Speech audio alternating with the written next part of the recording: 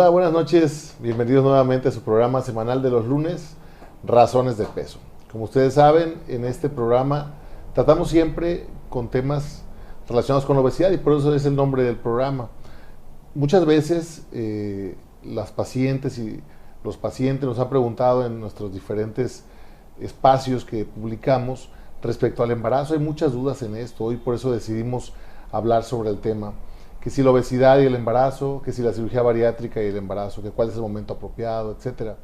Y bueno, para esto es muy importante tomarlo esto con toda la seriedad posible y por esas razones que invitamos hoy gente con muchísima experiencia en relación al embarazo, pero también no solamente en relación al embarazo, también respecto a todo el tema social que envuelve a la paciente, diferentes estatus socioeconómicos, diferentes momentos de su vida en el embarazo. Y acá, esta noche, y sobre todo en esta noche, en este día especial, porque celebramos el Día Internacional de la Mujer, pues este es, de Razones de Peso y el equipo de Innovar Bariatría, un pequeño homenaje a las mujeres.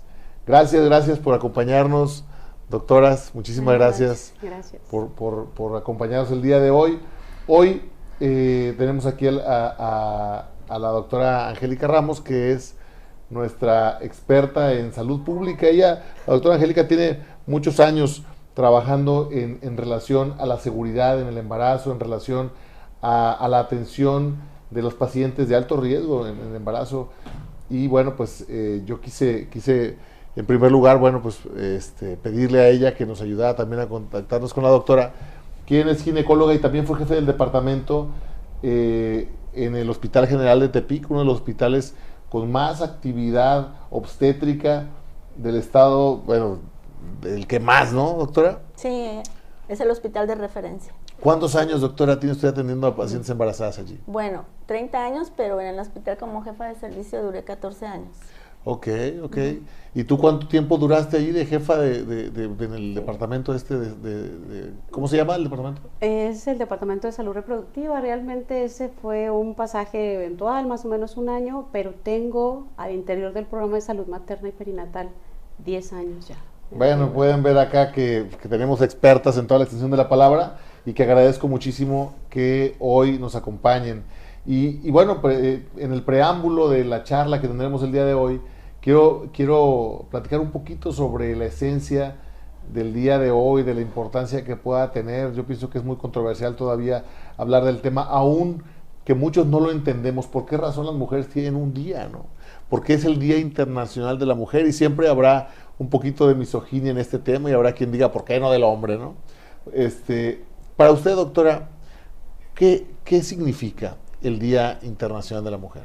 Pues es para conmemorar la lucha de las mujeres a través del tiempo, que realmente han pugnado por la libertad, por la equidad de género y porque se respeten sus derechos, ¿verdad? En realidad es un momento no para felicitarnos, sino para seguir en esa lucha, no olvidar a esas mujeres que inclusive a través del tiempo dieron la vida por otras mujeres y que hoy por hoy seguimos luchando precisamente porque se respeten. En el ámbito obstétrico, por ejemplo, que se respeten sus derechos reproductivos y sexuales, que la mujer sea respetada en sus decisiones y que independientemente del nivel socioeconómico y sociocultural, la mujer siga formando parte de este entorno de respeto a la vida.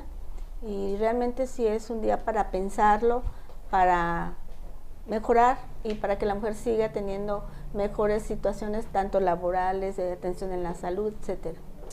Angélica, ¿qué tan real es este equilibrio y esta equidad en este momento de la evolución humana en nuestro entorno, aquí en Nayarit? ¿Qué tan real es que haya una equidad de género entre hombres y mujeres?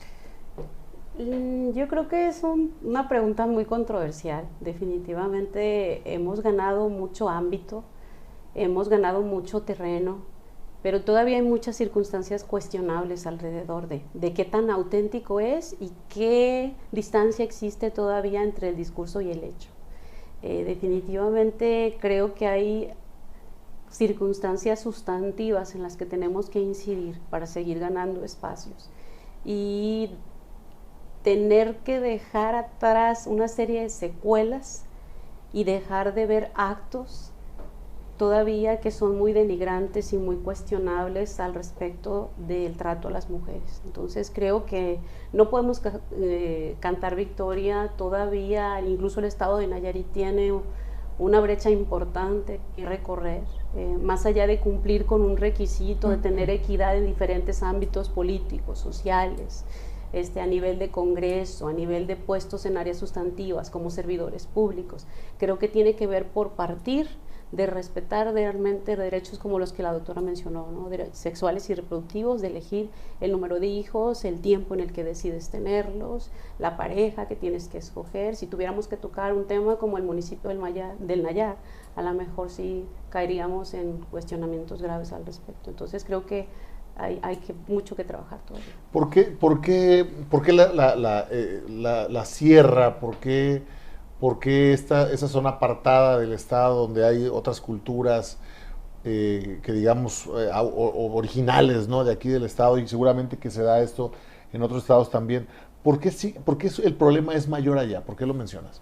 Pues tiene que ver con muchas cuestiones. Al final, esta zona de pueblos originarios tiene que ver con costumbres y tradiciones que nosotros, en afán de respetar o de promover el respeto a esa cultura, hemos normalizado y tolerado condiciones que no son normales y que no deben de tolerarse. Entonces, sin afán de ofender y sin afán de caer a una situación controversial con respecto a nuestros pueblos originarios, tiene que ver con el nivel, como lo dijiste, de desarrollo social, de un nivel académico adecuado, del desarrollo de cultura de autocuidado, de empoderamiento en las mujeres, de toma de decisiones y de muchas otras circunstancias que todavía están muy limitados. Y lo que es peor, autolimitado. Bueno,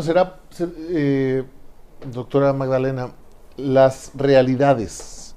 Vivimos en un mundo de contrastes, ¿no? No hay blanco y negro, hay toda una escala de grises. Y en esa escala de grises también tenemos que reconocer que los credos de las diferentes personas, por los diferentes estatus sociales, religiones y culturas, nos hacen diferentes. Y por lo que para unos es correcto, para otros no lo es. Hace 150, 200 años todavía en Estados Unidos, y de hecho todavía hasta la actualidad, se considera que la raza negra es una raza con desventajas intelectuales. Y por esa razón es que durante tantos años los subyugaron, pero no es que tengan desventajas intelectuales, lo que pasa es que nunca tuvieron oportunidades de estudiar ni nada, y van pasando los años y apenas empiezan a ganar sus espacios por un tema racial. Igual probablemente si hubiera sido al revés, ¿no? Si África hubiera sido una cultura que hubiera progresado tanto, a lo mejor la raza aria hubiera estado en desventaja y se hubieran considerado intelectualmente inferiores, y probablemente eso sigue marcando todavía la desigualdad de género. Porque el hombre se siente superior. No, esos son los determinantes sociales. Así es. Y realmente es lo que marca la diferencia. Y realmente sí, la mujer está en desventaja. En realidad sí lo vemos, a pesar de los avances y todas las estrategias que se hacen y de todo lo que la mujer ha luchado, pero hoy en día seguimos teniendo desventajas, algunas muy finas, que entre más rural se van viendo más marcadas, exactamente como dijo la doctora Angélica, pues los usos y costumbres permiten mucha desventaja para la mujer, y en el afán de respetar esos usos y costumbres se permiten atrocidades. Entonces, no es que la mujer no se dé cuenta de que las está sufriendo, sino que las cree normales, y eso es muy preocupante. En la zona, por ejemplo, urbana, seguimos viendo abuso, seguimos viendo mujeres que son abusadas, tienen que persistir con un embarazo que no quieren, o mujeres que están acostumbrándose a la violencia familiar, y realmente pues por eso es el conmemorar, el no olvidar algo que necesita seguir avanzando hasta que lleguemos a un equilibrio. Yo estoy completamente convencido de esto, y me gustaría que ustedes, que están allá del otro lado de la pantalla y nos están viendo, pues nos platicaran un poquito sobre qué piensan respecto a esto, y cómo son las diferentes realidades, ¿no?, en el lugar donde ustedes están, donde ustedes nos ven. Hoy vamos a hablar sobre obesidad y embarazo. Tocamos el tema y me parece muy importante conmemorar esta lucha de las mujeres por alcanzar su espacio, por encontrar esa igualdad verdadera. Estamos hablando no solamente del derecho a no ser violentadas o no ser abusadas, sino que aceptemos todos como seres humanos que somos iguales, que tenemos los mismos derechos y privilegios, y de lo que decimos, como dijo la doctora Angélica, a lo que hacemos existe una gran distancia, ¿no? Entonces, bueno, pues esperamos sus opiniones. Vamos a empezar ahí. Fernando, a ver, platícanos qué es lo que opina la gente que nos está viendo. Ana Ivette Caro dice: hola, saludos cariñosos a todos los que hacen posible este excelente programa. Saludos, Ana Ivette. Liz González dice: hola, buenas noches, saludos. Saludos. Francisco Hernández dice: a mí me hicieron las cirugías del apéndice y la vesícula. ¿Todavía puedo hacerme esta cirugía? Ah, sí, bueno, claro que sí. Que te hayas hecho una cirugía en el pasado en un órgano distinto al estómago no impide que tú te puedas hacer una cirugía bariátrica. Leticia Raiza dice: inteligencia, conocimiento, profesionalismo y belleza en los participantes del programa de hoy. ¡Hombre! Feliz Día de la Mujer. Gracias. Brenda Tapia dice: saludos a la doctora Angélica, excelente médico y un gran ser humano. Gracias. Estoy completamente de acuerdo. Bien, pues cerramos esta pequeño preámbulo reconociendo algo muy importante para la fecha del día de hoy. Hoy yo he leído muchos comentarios y publicaciones muy interesantes respecto a esto, y concluyo que las mujeres de hoy están paradas en hombros de mujeres gigantes.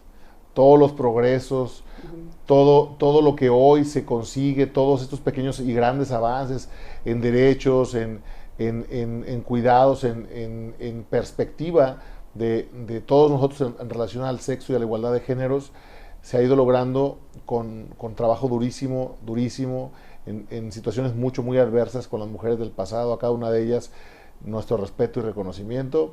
Y bueno, pues a las mujeres que están acá, que precisamente son una muestra de que la igualdad va abriendo estas puertas, y que las mujeres van ganando sus lugares, y que las mujeres pueden ser iguales o mejores que cualquier hombre en las diferentes áreas de la actividad profesional, y en este caso de la medicina.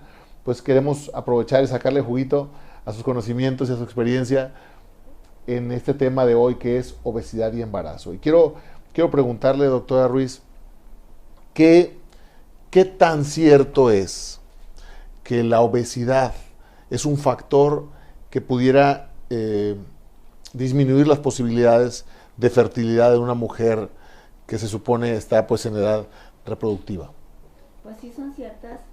Para que una mujer se pueda embarazar, debe de haber un equilibrio hormonal.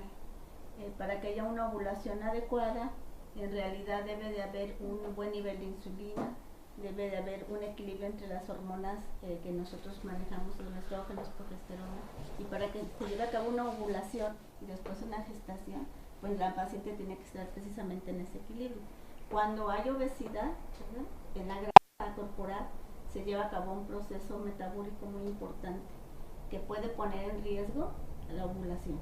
Okay. Entonces sí se asocia a problemas de fertilidad, aunque hoy en día estamos viendo con sorpresa que estamos teniendo un alto índice de pacientes embarazadas con obesidad preocupante, ¿verdad? Y que ese sería el segundo tema, Angélica. ¿Qué tanto, tú tienes 10 años de experiencia, y una de las prioridades, entiendo, que tú has atendido los últimos años es el embarazo de alto riesgo? Una paciente embarazada con obesidad, ¿es de alto riesgo? ¿Se considera de alto riesgo? ¿Y por qué? Sí, claro. No solo es un embarazo de alto riesgo, sino que se considera un problema de salud pública, porque el embarazo en una mujer con ciertos grados de obesidad es susceptible a contraer diferentes patologías, desde trastornos hipertensivos, diabetes gestacional, trastornos sépticos, coagulopatías. También puede traer trastornos en el recién nacido, y eso significa que el bebé esté predispuesto a nacer prematuramente, con bajo peso al nacimiento o bajo peso para edad gestacional, que exista macrosomía. Son algunas de las condiciones que pueden presentarse, incluso la muerte fetal. Es algo que también puede ocurrir, por lo que se ha vuelto un problema de salud pública. Aquí en el estado de Nayarit Aproximadamente el 40% de los embarazos que tenemos cautivos o en control son embarazos considerados de alto riesgo. Y aproximadamente el 36-37% de las complicaciones obstétricas tienen como factor común una paciente con algún grado de obesidad, ¿no? Que puede bien complicar el embarazo. Entonces, más o menos esa es la estadística. Bueno, pues entonces definitivamente es un tema que preocupa a la atención de las pacientes. O sea, una paciente llega con obesidad y embarazo y ya se prenden los focos rojos porque sabemos que es una paciente que tiene más riesgo de complicarse. ¿Qué crees que así debería ser? Sin embargo, tengo que comentarlo, al final es un espacio que tiene que aprovecharse y uno de los puntos por los que estamos aquí, y creo que contamos con el privilegio de la doctora Magdalena aquí, es que justamente la obesidad se ha normalizado en la paciente embarazada. Ha perdido este enfoque de riesgo y sin embargo, como ya lo comenté, nos puede llevar a altos grados de complicación e incluso nos puede llevar a perder la vida de la mujer embarazada o bien del recién nacido. Entonces, que son como los últimos costos sociales de los que estamos acostumbrados a hablar, pero que sí pasa. Entonces, una mujer con grados de obesidad tiene más susceptibilidad de contraer cualquiera de las patologías que ya comenté y que la doctora puede desarrollar a detalle, pero el punto está en que lo hemos normalizado, que una paciente que cuenta con algún grado de obesidad, grado 2, grado 3 o incluso obesidad mórbida, se embaraza y no considera la obesidad un factor de riesgo. Entonces creo que el punto está en qué vamos a hacer, cuáles son las buenas prácticas y cuáles son las prácticas que tenemos que erradicar y qué tenemos que promover para evitar un menor número de embarazos complicados, porque lo mejor que te puede pasar es que la paciente solo sea obesa, pero ¿y si es obesa y es diabética? ¿Y si es obesa y es hipertensa? ¿Y si es obesa y trae antecedentes de haber fumado? ¿Y si es obesa y trae antecedentes de haber tomado anticoncepción oral? Y esa paciente se te embaraza en un periodo intergenésico corto, esa paciente suena igual a alguna coagulopatía inmediata. Entonces, hay varias condiciones que sí es necesario tener en cuenta y que la población local o la población en México no dimensiona. Hemos tenido el análisis de algunas defunciones y es tan desgarrado y tan desgastante ver que la familia te dice, pero es que solo era gordita. Estaba sana. No tenía ningún problema, era totalmente sana, la paciente estaba gordita. Pesaba 160 kilos, pero estaba sana. Y era una obesidad grado 4, era una obesidad mórbida y es impresionante que la población en un común denominador esa sea su opinión. Doctora Magdalena, ¿qué tan difícil técnicamente? Ya me quedó muy claro cómo Angélica nos desarrolló esta parte del factor de riesgo, de tromboembolismo pulmonar, de eclampsia y todas las enfermedades que se puedan venir. Pero técnicamente, ¿qué tan complejo es atender a una paciente con obesidad en una sala de parto? ¿O qué tanto riesgo se incrementa en atender una cesárea? Bueno, aquí realmente la paciente es un riesgo tanto anestésico, porque es una dificultad para el procedimiento anestésico, difícil para poderla dormir o para poderla, el bloqueo, para que ella no sienta dolor, es difícil de entrada. Pone en riesgo al grupo médico que le está, para no generar ningún accidente anestésico, es difícil. Aparte nosotros para poder hacer una incisión, muchas veces hay un delantal abdominal de grasa, para llegar a su útero y poder extraer al feto cuesta mucho trabajo, o sea, hay riesgo para los pacientes, médicos y todo el entorno, ¿verdad? Entonces sí, se puede generar, ya lo dijo la doctora, desde un procedimiento quirúrgico muy difícil hasta un evento adverso en el puerperio inmediato, que es en el momento después de que se resuelve el embarazo, porque de por sí los estrógenos están muy elevados, más la obesidad, esto conlleva enfermedades realmente de tromboembolismo, y la paciente inclusive, algo que me quisiera, a mí sí me gustaría mucho recalcarlo, inclusive para saber que está embarazada nos cuesta mucho trabajo para el ultrasonido, porque los tejidos no permiten ver bien que el embarazo esté donde deba de estar. Por donde vemos, la paciente está en riesgo. Y bien, ya en el evento, también en el parto, los tejidos así como está de exterior, los tejidos de la vagina se llenan de grasa.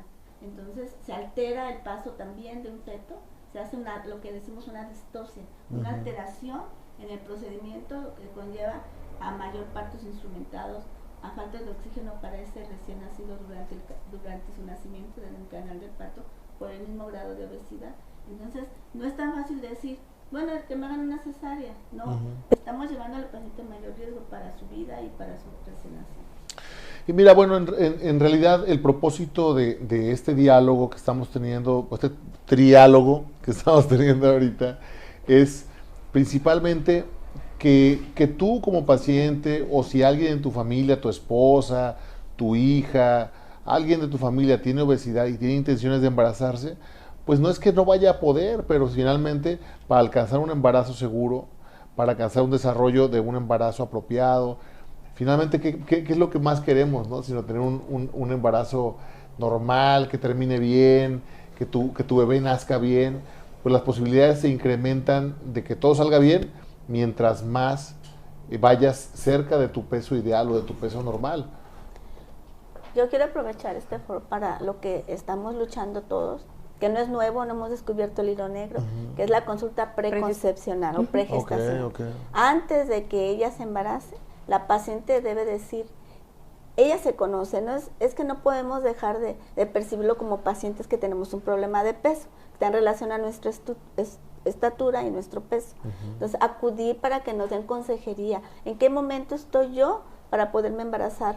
Entonces, ya el médico le puede dar pues acciones como de nutrición, ejercicio, mejorar sus condiciones, si es diabética, llevarla metabólicamente a un estado pues mejor, o sea, sí el momento adecuado. No quiere decir que no se deban de embarazar, tienen derecho, su derecho reproductivo, pero en las mejores condiciones para poder frenar las posibles complicaciones, como ya lo mencionó la doctora, desde una diabetes gestacional, un niño con problemas de diabetes, un niño de sobrepeso, hemos tenido bebés hasta de 5 kilos, porque todo esto tiene una situación metabólica, fisiopatológica tremenda, sí.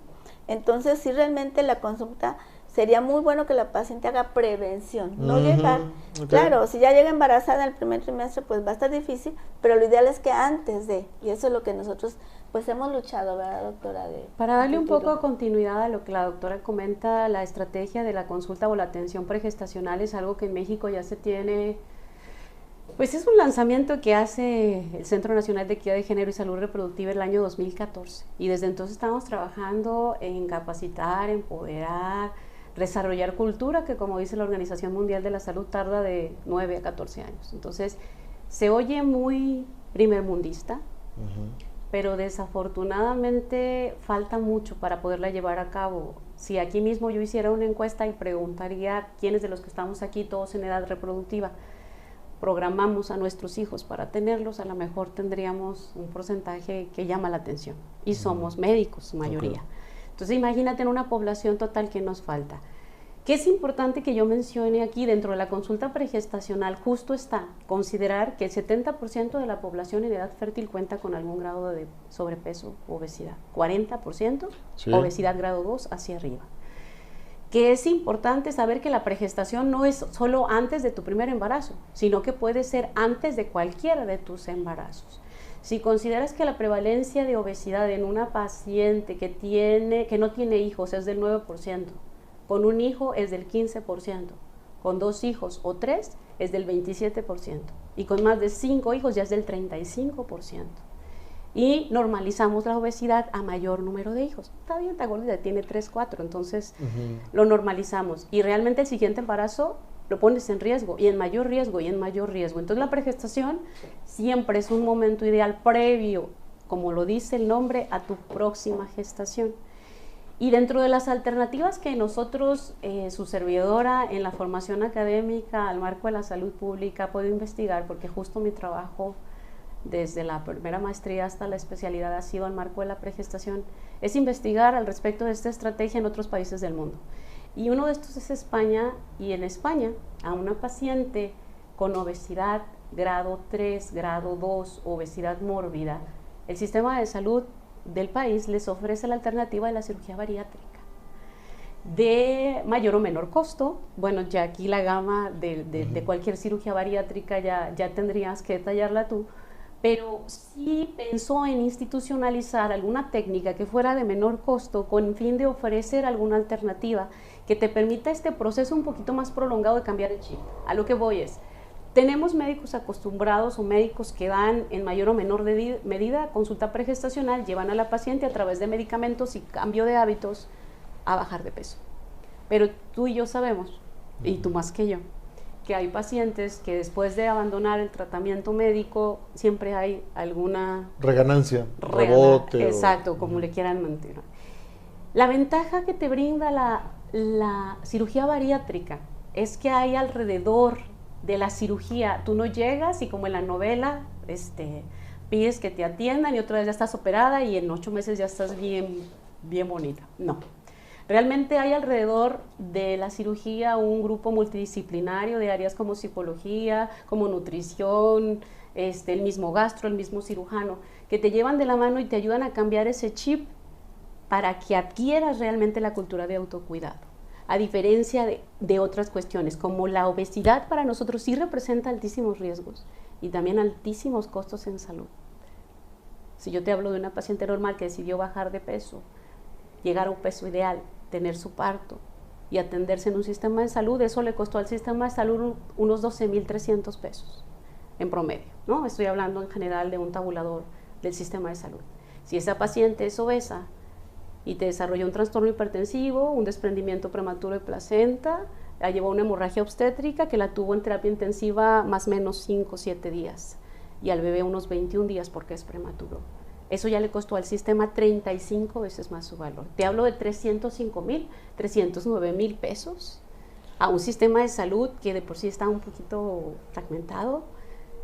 ¿Y quién te dice que en una de esas a lo mejor con una tercera parte de ese costo o menos, tú puedes realizar una práctica con una cirugía o una técnica de un costo moderado y que te pueda no solo impactar en un indicador de peso como la mortalidad materna o perinatal, sino en los índices de enfermedades metabólicas como la diabetes, la hipertensión, etcétera, etcétera.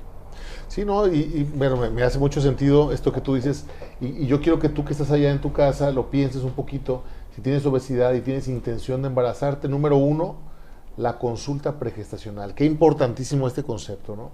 Si tú tienes intenciones de embarazarte, no nada más suspender el anticonceptivo o nada más pues hacer el trabajito que tiene que hacer para embarazarte, sino preverlo. Si tú tienes un plan de hacer un viaje, pues tú vas a la agencia, te metes y googleas y haces muchas cosas porque quieres hacer un viaje. Si te vas a embarazar y vas a tener un hijo que es algo que te va a cambiar tu vida y vas a generar todo un escenario en torno a ti, a tu familia, algo que de verdad es algo más importante que comprar una casa, que comprar un carro, que hacer una carrera, tener un hijo, y no lo planificas, y no lo planeas, y no te asesoras apropiadamente, probablemente las cosas definitivamente podrían salir mejor. Entonces, la invitación es en primer lugar a eso, a que tú planifiques y bueno, por supuesto, si tienes obesidad, a que pienses en atender la obesidad antes del embarazo, precisamente por esto, porque dice la doctora, una paciente le cuesta al sistema de salud, si se complica por un embarazo que se relaciona con la obesidad, digamos 300,000 pesos. Bueno, ok, supón tú que con el COVID los hospitales están llenos, te vas a un hospital privado. ¿Por cuánto crees que vamos a multiplicar esa cifra? ¿Con cuánto crees que vas a impactar a tu patrimonio, al de tu familia, para poderte atender y sobrevivir de algo que tuvo que haber sido hermoso y maravilloso como es tu embarazo y la culminación del mismo, ¿no? Entonces imagínate 1,000,000 de pesos en un hospital privado y tu vida en riesgo y la de tu bebé en riesgo. Por eso es tan importante el tema que platicamos el día de hoy y que me siento tan contento de tener aquí estas dos expertas que se la saben de todas, y quiero que la aprovechen y les preguntes. Adelante ahí con las preguntas, Fernando, por favor. Anaberto Scofield dice, saludos al doctor consentido de todos. Gracias. Gabriela Mestas dice, saludos a la familia Mestas. Saludos, saludos. Parece como que nos están albureando. Es una posibilidad. Saluda Mestas. Dice Eduardo Cepeda, saludos desde Campeche, excelente su programa, mi amigo doctor Galván. Muchas gracias, un abrazo hasta Campeche. Adri Martínez dice, la mejor doctora Angélica Ramos Flores. Bien, bueno, pues tiene su porra la doctora, ya van 2, 3. Es mi familia. Miriam López dice, ¿cuál es la edad que se recomienda que ya no se embarace? Doctora, ¿podría contestar esa pregunta? Sí, claro. Bueno, en realidad después de los 35 años ya no es adecuado, pero no quiere decir que no se debe de embarazar. Si sus condiciones precisamente físicas son buenas y tiene una adecuada consejería de educación pregestacional, el paciente puede tener embarazos 35, 36, 37 años. Okay. Pero lo adecuado es que cuando esté en su vida reproductiva, que es entre los 22 y 27 años, es lo ideal. Y a los 35, 36, pues ya se pueden sumar otras alteraciones, por eso es bueno entrar al embarazo en las mejores condiciones, ¿verdad? Esa es. Sí, para que se suceda todo bien y haya menos factores de riesgo, sí. ¿No? Bien contestada la pregunta, Fernando. ¿Algún otro comentario? Azucena Flores dice, hola, buenas noches. ¿Afecta en algo realizarme una cirugía bariátrica y luego embarazarme? Bueno, mira, ahorita voy a contestar parcialmente yo la pregunta y le voy a pedir a la doctora Magdalena que conteste lo demás con su experiencia. Ya mencionamos en esta primera parte del programa cómo el embarazo y la obesidad no se llevan muy bien, cómo es más difícil que una paciente con obesidad sea fértil y consiga un embarazo apropiado, y luego cómo en el desarrollo del embarazo y la culminación del mismo existen muchos fantasmas, muchos factores de riesgo que pueden comprometer la seguridad de la mamá y del hijo. Y entonces concluimos también que la pérdida de peso es muy, muy importante en la preparación del embarazo. La pérdida de peso por cualquier método, si la obesidad lo amerita, la pérdida de peso por medio de la cirugía bariátrica es una excelente opción para lograrlo, muy, muy efectiva. Pero también es cierto que la cirugía bariátrica provoca cambios metabólicos y cambios físicos y cambios nutricionales en las pacientes que son sometidas a este tratamiento. Y esto tiene otros recovecos. No porque te operes de cirugía bariátrica y ya bajaste a tu peso ideal o cerca de él, te debas de embarazar en cualquier momento. En esto también tiene que haber consejería. Y te voy a decir una cosa, hemos visto muchas veces que pacientes que no se embarazaban ni rezándole ahí a San Antonio, conseguían embarazarse y de pronto se operan, bajan de peso, no se cuidan porque están confiadas de que no se embarazan de ninguna manera y de pronto 3 meses de operadas, 20 kilos menos y se embarazan. Y ahí viene otra ventana de riesgo. Doctora, ¿nos quisiera comentar de eso? Sí, esto que mencionó es vital. Ya llevan el tratamiento, se someten al procedimiento, pero efectivamente no es embarazarse inmediatamente. ¿Por qué? Porque ya tiene que estar en un estado nutricional adecuado, porque la formación de un nuevo ser requiere de todas estas, para estructurar sus células, sus órganos, pues requiere que su estado nutricional sea el adecuado. Entonces todo es como en un espacio, todo es con un tiempo. La consejería y los tiempos son muy importantes. Entonces no es malo la cirugía, pero después de ella, la cultura del cuidado, de la nutrición es el que debe de permanecer. Y es obligado para todas las mujeres que se operan de cirugía bariátrica tener un embarazo planificado. Pedir asesoría a tu bariatra, a tu nutriólogo y por supuesto a tu ginecóloga de cuál es el momento apropiado, porque también has de saber que no todas las cirugías son iguales. Hacemos cirugías restrictivas como la manga gástrica, el corset o el mismo balón intragástrico que no afectan la absorción, solamente limitan la cantidad de alimento que tú comes y entonces más tempranamente te puedes embarazar porque tienes menos compromiso nutricional. Y habrá cirugías mal absortivas como el bypass, mini bypass, corset metabólico, donde la absorción sí se modifica y habrá que esperar un periodo de tiempo más largo y medir el estado nutricional que tiene esta paciente para decidir el momento oportuno del embarazo, pero no debe ser menor a 2 años para este segundo grupo de procedimientos. También tiene que ver el volumen de pérdida de peso. Si tú vas a perder 100 kilos, esa pérdida masiva, independientemente del tipo de cirugía, tu cuerpo está bajo estrés, está malnutrido y no es un buen momento para embarazarte. Entonces aquí es donde cobra más importancia esto que comentábamos, ¿no? De una asesoría pregestacional. A ver, Fernando. José González dice, hola doctor, tengo 2 preguntas. ¿Qué tan importante es eliminar la grelina del estómago para curar la diabetes? Porque un video que vi de un bariatra que dijo que la grelina inhibe la insulina y evita que ésta baje los niveles de glucosa. Y la otra es, con el corset metabólico, ¿baja la grelina? Mira, la grelina es una hormona cuya única función le hemos encontrado en la investigación es que es un estimulante del apetito. No se le encuentran funciones metabólicas a la grelina.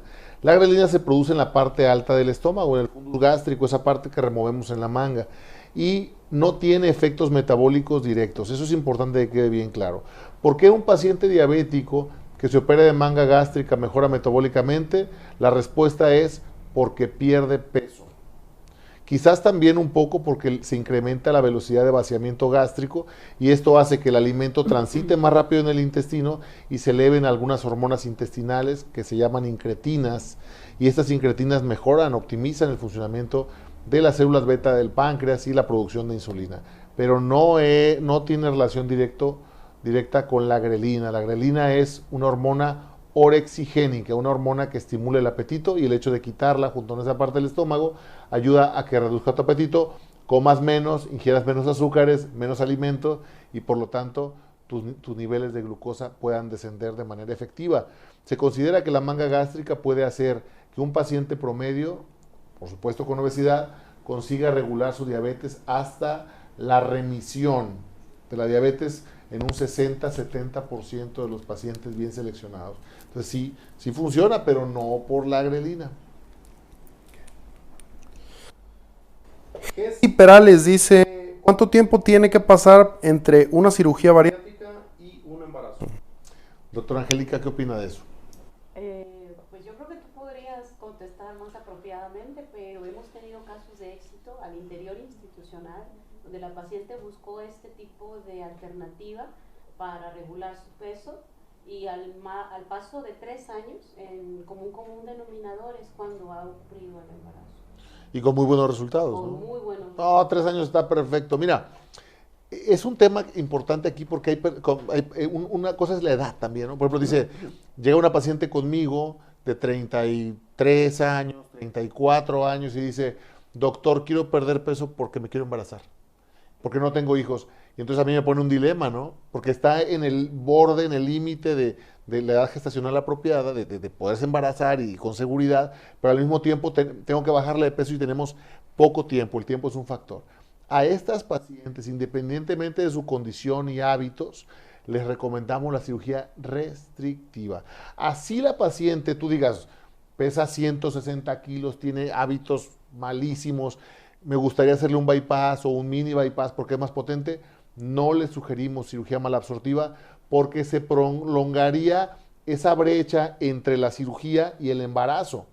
Entonces, para esa paciente, nuestra principal recomendación es una cirugía que no afecte tu absorción, para que consigas tu propósito final, que es embarazarte. Y si a la vuelta de algunos años no conseguimos alcanzar el objetivo de la pérdida de peso, ya tienes a tu bebé, todo salió bien, y ya entonces veremos qué otra cosa podríamos hacer para potencializar los resultados, ¿no?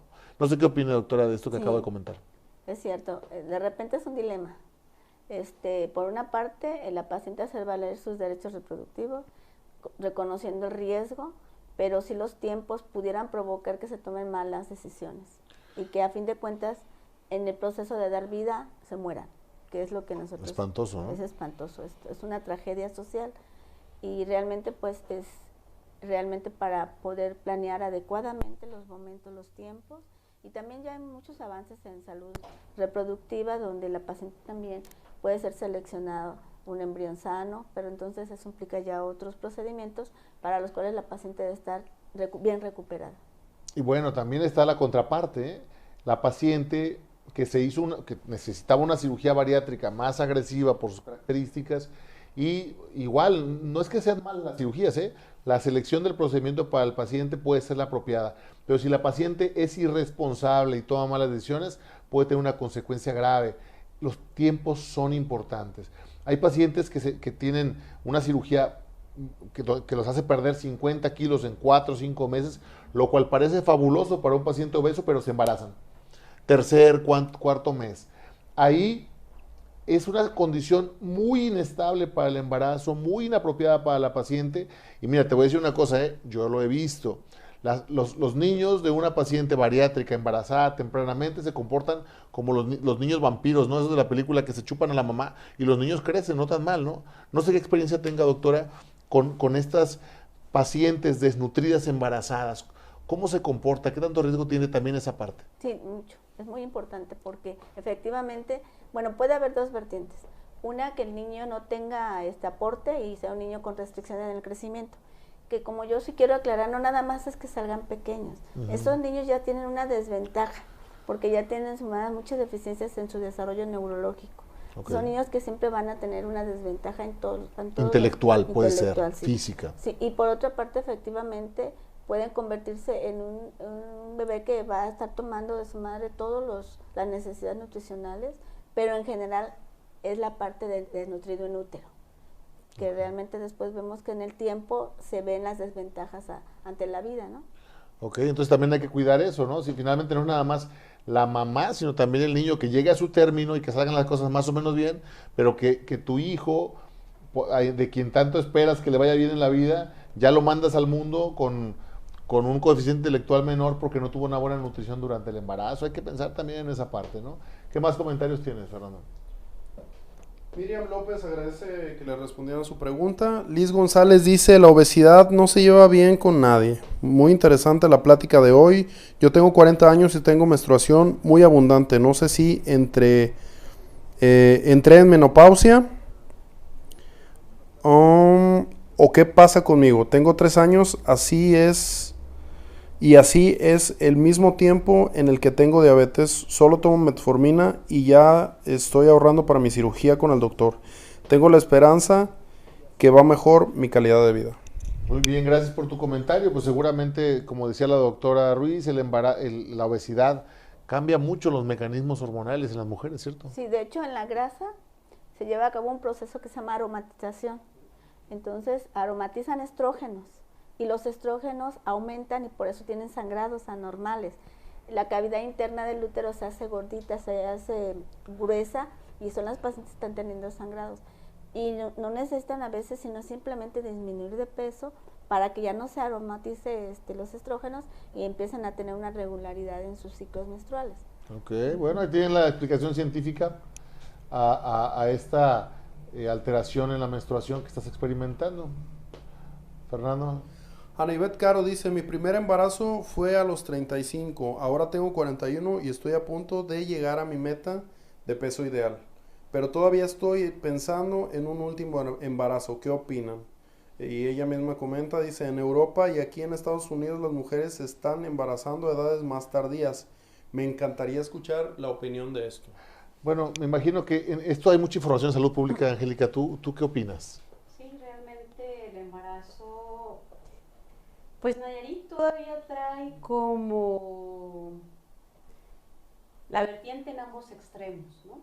O sea, tenemos embarazo en adolescentes, somos de las 7 entidades federativas con mayor índice de embarazo en adolescentes, y tenemos también un número de embarazos de alto riesgo ligado a la edad, incluso a este término tan conocido como primigestañosa, que es el primer embarazo posterior a los 35 años.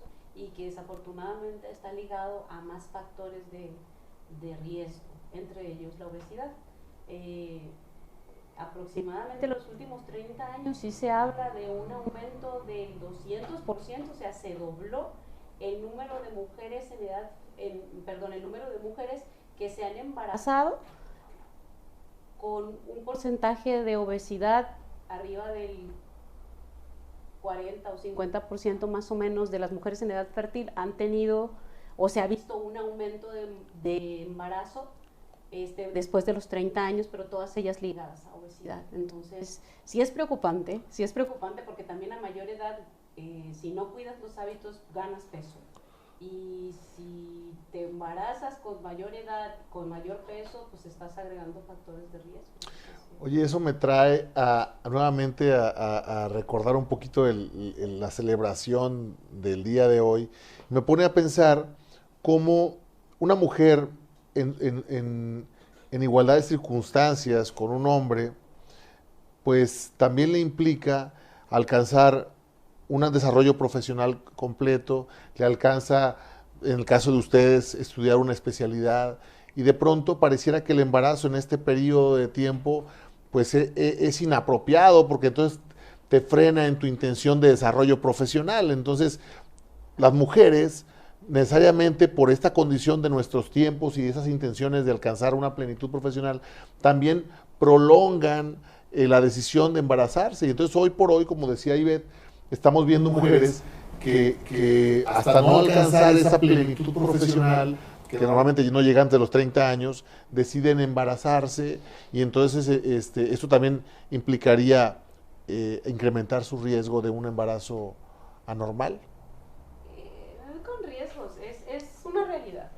A mayor desarrollo personal, profesional, económico, social, el embarazo siempre es un acto muy pensado, ¿no? Y pues sí, como lo comentas, yo recuerdo mi caso personal, que lo conoces, yo también me embaracé a los 30 años y sí me tocó ver por ahí en 2, 3 notas primigestañosa, y yo no me sentía así. Sin embargo, así ocurría, pues porque a lo mejor ya no era tan ideal la edad, los 30 años, porque fue a los 29 embaracé, a los 30 nació. Bueno, nuestro mundo está cambiando, la ideología, la intención de embarazo, sociedades que ya no tienen hijos, parejas que adoptan un perro y lo tratan como su hijo.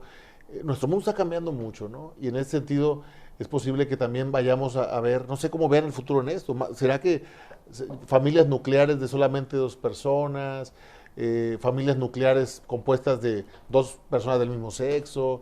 Realmente está habiendo cambios significativos, y probablemente esto del embarazo en mujeres a mayor edad sea parte de verle la superficie a lo que va a pasar en el futuro. ¿Qué opina, doctora? Bueno, hoy por hoy sigue habiendo contrastes, ¿verdad? A veces nosotros lo vemos desde nuestra visión, pero en realidad, por ejemplo, nosotros vemos las pacientes que atendemos en nuestro hospital público, son pacientes del Nayar, que tienen hijos, a veces 5º, 6º, 7º, 8º, y ellas están corriendo un riesgo. También vemos pacientes que nada más quieren tener un hijo o 2, o las que han pospuesto su embarazo precisamente por su desarrollo intelectual, y se someten a procedimientos de fertilidad que inclusive hoy están teniendo hijos a los 48 años, 49, más de 50 años. Pero no nada más es el hecho de poderse embarazar, sí puede haber una transferencia de embrión, ¿sí? Se puede pagar 400,000, 300,000 las que pueden hacerlo, pero no es el hecho del embarazo, sino el soportar ese cuerpo de esa mujer, en qué condiciones va a tolerar ese embarazo. A fin de cuentas, el embarazo es un aloinjerto, es un ser diferente, con carga genética diferente, que el cuerpo se adapta para tolerarlo, hace una serie de cambios fisiológicos para tolerarlo, pero si el cuerpo de esa mujer no está preparado, es cuando ahí debutan enfermedades que la paciente no sabe ni que tenía, ¿verdad? Entonces, puede una paciente presentar una diabetes durante el embarazo, que se conoce como diabetes gestacional. Puede ser una paciente hipertensa que ni se conocía y de repente se da uno cuenta que es una hipertensa sin tratamiento. Entonces, realmente sí es un riesgo, pero lo puede asumir la paciente. O sea, no se trata de decirte no te embaraces, pero asume lo que venga, porque es mucho riesgo entre más edad tengas. Y yo creo que lo que veo en el futuro es que va a haber mujeres mayores embarazándose, porque pueden tener ese poder adquisitivo de acudir a esas clínicas de fertilización. Muy bien, ¿no? Pues súper interesante. No sé qué más preguntas tienes allá, Fernando.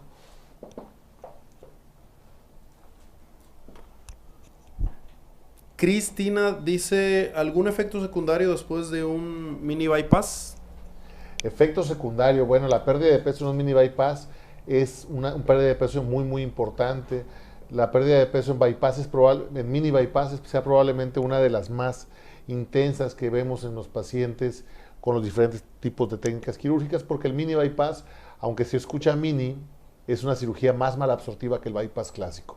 Por lo tanto, sabemos que hay desequilibrio nutricional en los pacientes en los primeros 2 o 3 años, tiempo fundamental para que tú estés atenta a tu nutrición, que no te descuides, que no dejes de tomar suplementos, que no dejes de tomar vitaminas, porque la gente se confía, dice, me siento bien, estoy perdiendo peso, estoy feliz, ya no me gusta la proteína, se me olvidó comprar las vitaminas. Y son etapas cruciales para que los pacientes no pierdan, no gasten su reserva energética. Entonces, si algo tienes que preocuparte de una cirugía de mini bypass, es de hacer las cosas bien. Y hacer las cosas bien es tomar tu suplementación para que no te desgastes tu reserva y te des cuenta cuando ya tengas una anemia, o tengas una osteoporosis, o tengas alguna condición más grave. Entonces, bueno, ahorita vamos a hablar sobre suplementos precisamente. Por aquí trajimos como siempre, a nuestra experta, Angélica, de Nutrición Bariátrica, que nos va a platicar el día de hoy precisamente de este tema, de los suplementos en cirugía bariátrica y por qué son importantes. ¿Alguna otra pregunta por ahí, Fernando? A ver, en Instagram. Le voy a leer unos muy interesantes aquí en Instagram. A ver, venga. Dice Johanna, una pregunta, ¿hace daño hacerse una manga gástrica teniendo anemia? Mira, ninguna cirugía electiva debería de realizarse en un paciente que está inestable nutricionalmente. La anemia es una condición que puede estar asociada a un estado nutricional o a pérdida de sangre por menstruación o por falta de consumo de hierro o alguna de las sustancias que tienen que ver con la formación de la sangre o alguna otra enfermedad. Entonces, no te debes de operar con anemia. Primero hay que ver qué la está provocando, tratar la situación y entonces planificar tu cirugía. Bueno, pasamos con Angélica porque aquí ya la tengo por un ladito y quiero aprovechar esta pregunta que hicieron sobre los suplementos para que ella nos diga por qué en una cirugía malabsortiva como el mini bypass, que es potente, que es buena, que ayuda al paciente que no puede perder el peso de ninguna otra manera, lo consiga perder y poder mantener a largo plazo los resultados. Yo no quiero que se entienda que las cirugías son malas, siempre y cuando estén bien seleccionados los pacientes y siempre y cuando los pacientes y los médicos hagamos la parte que nos toca, la cirugía solamente te va a traer cosas buenas a tu vida. Pues Angie, platícanos qué onda con los suplementos y por qué hay vitaminas veganas y vitaminas que no son veganas. No entiendo esa parte. Hola, buenas noches. Pues sí, hoy efectivamente les traigo una proteína vegana, como ya lo menciona el doctor. Esta proteína es de la marca Birdman, Falcon, se conoce más bien como Falcon, y está hecha a base de vegetales, a base de proteína de arroz, de proteína de chícharo, de proteína de arándano, de proteína de chía y algunos otros ingredientes vegetales completamente. Entonces, si ustedes son intolerantes a la lactosa o si son alérgicos o intolerantes al gluten o si son veganos o simplemente están cuidándose y consumen pocos ingredientes o pocos alimentos de origen animal, pues esta es para ustedes. Tiene varias ventajas, por ejemplo, es muy completa en el tema de los aminoácidos, que es la base de la proteína, entonces es muy completa, es de las más completas que hay en el mercado.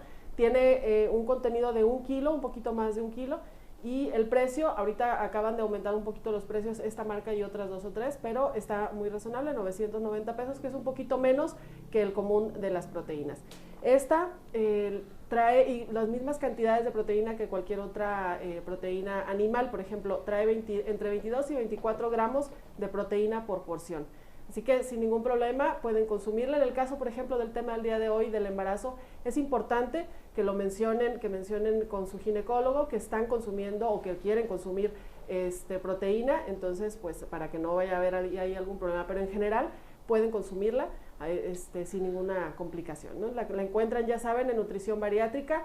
Estamos en Facebook, así como Nutrición Bariátrica, o en Instagram como Nutrición Bariátrica Tepic. Ahí nos contactan, nos dicen qué opciones prefieren, ahí nosotros les vamos a dar también alguna opción para que, si no saben de este tema, porque nos encontramos con gente que no sabe nada del tema y está bien, nosotros les damos ahí alguna orientación para que sepan cuáles opciones tenemos y que elijan la mejor para ustedes. Y es que hay algunas etapas después de la cirugía bariátrica o en la preparación para la cirugía donde es muy importante tomar proteínas apropiadas para un paciente bariátrico, ¿no? Que sean fáciles de digerir, que vengan bien suplementadas o reforzadas con otras sustancias, lactobacilos, etcétera, que puedan brindar una mejor digestión. Recuerda que cambiamos el aparato digestivo en unas cirugías más que en otras. Y por cierto, Angie, ¿es cierto que las proteínas que tienen como base la leche provocan más gases y esas no tanto? Pues de repente sí es un tema que causa inflamación, que causa gases, la proteína de suero de leche. No a todo mundo le sucede, pero hay quien menciona que sí pasa. Esta de todos modos puede provocarlo, ¿no?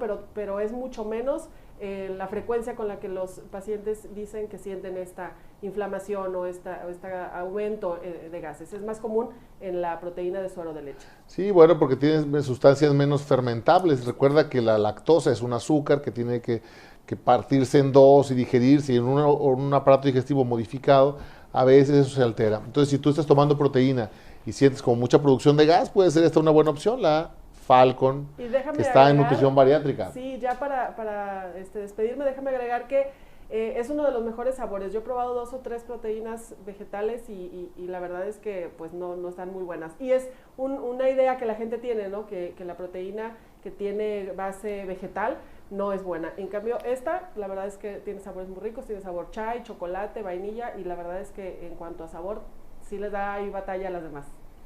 Bueno, pues ya sabes, dale like a Nutrición Bariátrica en Facebook o Nutrición Bariátrica Tepic, agrégalo ahí en tu Insta y siempre vas a tener ahí en la puerta de tu casa tus suplementos. No batalles, ahí los consigues. Bueno, continuamos con las preguntas, Fernando, ya estamos llegando a la recta final del programa. Y bueno, ¿qué más tenemos por ahí? A ver, de comentarios. Recuerda que este programa tú lo haces y tú tienes las dudas, este es el foro apropiado, por eso nos tomamos todas estas molestias. Aquí las doctoras de venir a acompañarme, a ilustrarnos, por eso cada semana, todos los lunes estamos aquí sentados y platicando sobre razones de peso, precisamente para que tú puedas aclarar tus dudas y tengamos una sociedad informada en los temas de la obesidad, el sobrepeso y hoy el embarazo. Lizzy Álvarez, excelente tema sobre el embarazo. Gracias, Lizzy. Gracias. Una pregunta, disculpe, ¿se puede tener un parto natural después de una cirugía bariátrica? Doctora, ¿nos podría contestar esa pregunta?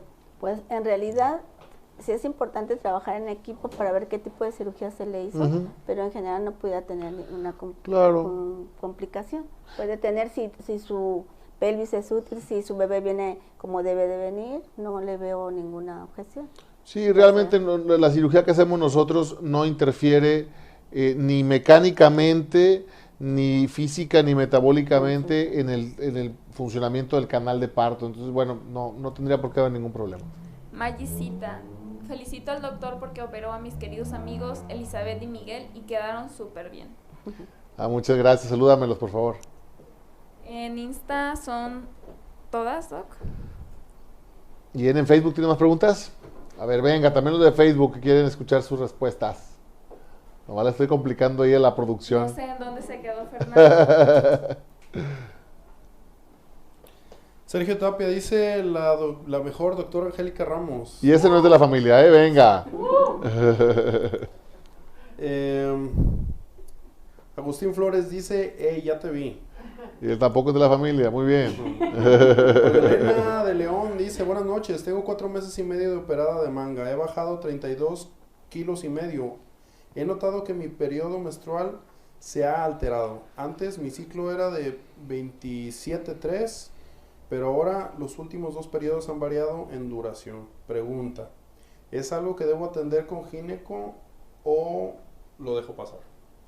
Yo creo que sí sería importante ver cómo está su función hormonal, pero también viene un periodo de adaptación, que no se debe de poner así como muy preocupada, pero sí sería bueno atenderse para ver, no tiene a lo mejor que ver con el procedimiento, pero si hay alguna alteración hormonal que requiera algún medicamento que no conlleve mucho riesgo. Sí, bueno, es importante que sepas, como ya comentó la doctora hace un momento, que tus hormonas van a cambiar muchísimo en este periodo de tiempo. Va a llegar un momento donde tu peso se estabilice y probablemente esto se regule. Pero, vamos, no dejemos pasar que es una irregularidad y bien valdría la pena que te atiendas con tu ginecóloga. Jessica Magaña dice, quedé embarazada después de 18 meses de mini bypass y ahora tengo 7 meses de embarazo. Gracias a Dios, todo bien, solo mi hierro bajó. Saludos. Muchas felicidades. Recuerda que tú debes estar en este momento con tu ginecólogo muy de cerca y con tu nutrióloga, porque la suplementación ahorita es muy, muy importante. Muy bien, bueno, no, excelente, no sé, la verdad es de que el tema para mí es un tema que me interesa muchísimo, las pacientes todo el tiempo, es una de las grandes preguntas, ¿no? Aquella paciente que no se ha podido embarazar por obesidad, aquella paciente que está planificando como parte de su embarazo, de su plan de embarazo, el tratamiento bariátrico. ¿Qué tan riesgoso se llega a ver que una paciente, esta paciente de la que platicamos, ¿no? Esta paciente que todavía no debería de embarazarse, pero por un descuido durante su pérdida de peso, digamos, ha perdido 40 kilos, tiene 8 meses de operada de un bypass, ¿se podría llegar a recomendar la interrupción del embarazo en estas condiciones por seguridad de la madre? Bueno, en realidad es que se tiene que analizar el caso, pero no sería una indicación de interrupción. Como Aunque tal. que la mamá esté desnutrida, nazarca. No, por eso, bueno, si hay una situación que pone en peligro la vida de la madre, sí se debe hacer un análisis en un comité, Okay. pero así como primera instancia no. Okay. Hoy por hoy, pues sí se puede interrumpir cuando se pone en riesgo la vida de la paciente, Bien. pero se tienen que ver varios factores, ¿no? Hemos visto pacientes que si realmente hay un equipo multidisciplinario para que la paciente tenga una mejor respuesta, logra su objetivo, aunque el embarazo por lo general no llega a término. Estas gestaciones por protección propia se terminan antes, pero por fisiología de la propia paciente. O sea, no mantienen a veces esos embarazos por largo tiempo, porque se suma esta restricción severa, se afecta a la circulación uteroplacentaria y conlleva pérdidas gestacionales, que es como que la naturaleza misma ayuda a que mejor la paciente se limite ese embarazo, ¿no? Pero así como una indicación precisa, no. Hay indicaciones sí absolutas, pero en este caso sería ver el caso en especial, ¿no? En esta situación. Ok. Doctora Angélica, ¿y tú has visto en pues larga experiencia que tienes en pacientes hospitalizadas, has visto este escenario? Sí lo vimos. Tuvimos una paciente que se realizó un bypass gástrico. La paciente desafortunadamente también contaba con otra serie de factores de riesgo que no estamos acostumbrados a medir, que tienen que ver con cuestiones psicológicas, donde ella tenía una relación sentimental fallida, hubo por ahí problemas emocionales muy severos que sumaron a la condición de complicación. Es una paciente que tenía graves problemas de absorción, hizo graves problemas metabólicos, hizo varias hospitalizaciones y desafortunadamente este factor psicológico no te permite esa ventana de luz para poder hacer lo apropiado, ¿no? Y sobre todo dejarte guiar por el equipo multidisciplinario. Entonces sí fue un desenlace muy feo. Pero sí, desafortunadamente hemos tenido casos así. Los conocemos a detalle, porque van a decir, bueno, ¿qué memoria tiene esta mujer? Pero realmente los conocemos a detalles porque toda la morbilidad crítica, toda la morbilidad severa, toda la mortalidad al marco del contexto materno y perinatal lo analizamos. Okay. En un equipo interinstitucional multidisciplinario, por eso lo sesionamos y lo conocemos a detalle. Si no es como que pues se murió alguien y pues ya. No. Eso se reúne el comité, se analiza a fondo para hacer acciones preventivas, me imagino, ¿no? Exactamente. Definitivamente la intención es identificar eslabones críticos que contribuyeron a la morbilidad o a la mortalidad, tanto materna como del feto o del neonato, y se establecen acciones de mejora a cada uno de los eslabones, es la finalidad. Muy bien, bueno, pues lo que tú tienes que queremos hacer un pequeño resumen, ¿no? De lo que hoy platicamos. Y en primer lugar, que quede bien claro, si tú eres una persona con obesidad y quieres embarazarte, será bueno que asistas con tu ginecólogo y tengas esa consulta, ¿no? Que platiques con él o con ella y le digas, tengo estos planes, ¿qué me recomiendas? ¿No? Y seguramente tu ginecólogo te recomendará pues algún método para perder peso y garantizar un embarazo más apropiado. La segunda cosa que platicamos el día de hoy es que una paciente que pierde peso gracias a una cirugía bariátrica, cualquiera que sea, se puede embarazar con seguridad siempre y cuando se esperen los tiempos apropiados y siempre y cuando el embarazo es supervisado apropiadamente por un equipo multidisciplinario, ginecología, nutrición, psicología y probablemente algún otro especialista según las condiciones de la paciente. Y bueno, que el momento apropiado para el embarazo debe de analizarse precisamente por sus médicos, ¿verdad? Para que no suceda de manera súbita en un momento inapropiado y poder garantizar un mejor resultado y que todo salga bien durante el embarazo. No sé, doctora Angélica, ¿no quisiera hacer algún comentario final? Estamos ya cerrando el programa. No, realmente agradecer muchísimo la oportunidad. Yo te comentaba que estamos ávidos de espacios donde podemos promover buenas prácticas y sobre todo buenos hábitos, y yo creo que fue una oportunidad muy buena para un problema grave de salud pública. Desafortunadamente vivimos las consecuencias de una pandemia sobre otra pandemia. Sí. Entonces hemos visto que la obesidad realmente es un factor de riesgo que impacta muchísimo en la salud materna y perinatal, que al marco de la salud pública toma particular relevancia, pues porque es un indicador mundial que habla de desarrollo en general del país, de la nación, de la sociedad mexicana. Entonces, es por eso que nosotros tenemos tan presentes estas acciones de prevención que tenemos que hacer. ¿Y cómo estamos calificados a nivel internacional por este factor de medición? Tengo esa duda. ¿Te refieres a la obesidad? ¿Qué lugar ocupa? No, a la mortalidad materno-infantil. Híjole, México sí está un poquito complicado. Tú sabes que hubo un objetivo del desarrollo del milenio y hoy objetivos de desarrollo sustentables que sigue comprometido, es decir, fue el mismo objetivo que se le da continuidad justamente por la importancia que este tiene a nivel mundial. Y sí, México tuvo una reducción importante para cumplir con esos objetivos de desarrollo del milenio. Sí hubo un descenso importante, teníamos que haber logrado cerca del 28.2 en razón de mortalidad materna y nos quedamos con el 32.6, entonces sí nos quedamos con una brecha un poco más corta, aunque hubo una reducción importante, pero mucho que trabajar. De acuerdo. Doctora Ruiz, un comentario final, ¿quiere hacer alguna recomendación a la gente que nos observa el día de hoy? Pues yo creo que sí necesitamos sentarnos, hacer cambio de hábitos, la cultura de una buena alimentación. Se están ingiriendo sustancias muy nocivas, se están tomando líquidos oscuros en la mañana, refrescos oscuros, que aumentan mucho la carga de glucosa, liberación de insulina y que conlleva una diabetes. Que puede continuarse con todo lo que no tendríamos tiempo para terminarlo, pero es un cambio de cultura, un cambio de visión. El problema realmente del embarazo y la obesidad conlleva mortalidad, es un problema de inequidad de género, realmente es una tragedia social.